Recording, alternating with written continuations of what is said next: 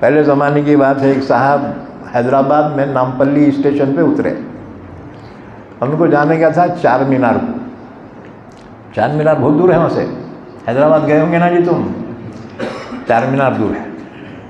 लेकिन हैदराबादियों की इस्तिलाह जो है ना, यहाँ है ना हैदराबाद में बहुत। तो वो साहब जो है, एक साहब से पूछे, अरे भाई यहाँ से चार मीनार कितने दूर है? वो हैदराबादी बोला यहाँ है जी, नज़दीक है। दूसरा बोला हाथ नज़दीक कर, हाथ को लगेगा।